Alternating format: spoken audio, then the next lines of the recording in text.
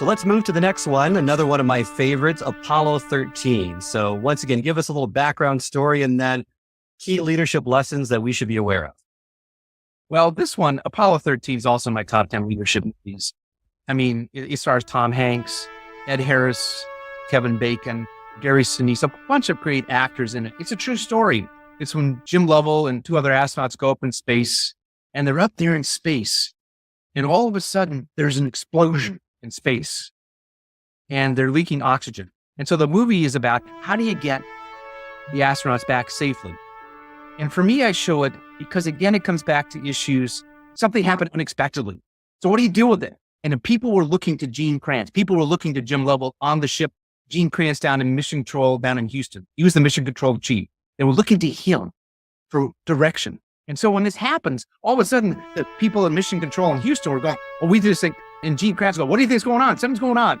The instrumentation's flying all over the place. They were saying, well, it's got to be an instrumentation problem. And Gene Kranz said, well, there's booms and shimmies and all that. Lovell was saying, I don't think it's an instrumentation problem. Then they realized it was that. And all of a sudden, it stopped, now began to change. It was now, how do we rescue them to bring them back? Because they weren't going to get to do their mission in space. They weren't going to get to do that. And so the whole issue, when Gene Kranz realized, again, Ed Harris got nominated for Best Supporting Actor. He didn't win it, but he deserved it. And he said, people, calm down. Let's work the problem, people. Let's not make it worse by guessing. Those are his words. Let's work the problem. Let's not make it worse by guessing. And I think that's part of it. For me, one of the messages I want to take away, you all have problem challenges and crises, but how do you engage people to work the problem together towards a common mission to get the astronauts back? So when I throw the whole movie is all about them working together up in space and here on Earth, how do you get them back under the most extreme conditions?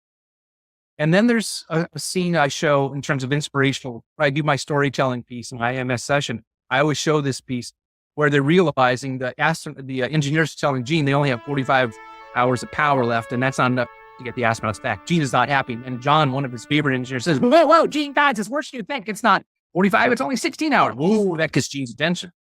And he listens because that's the most important leadership skill.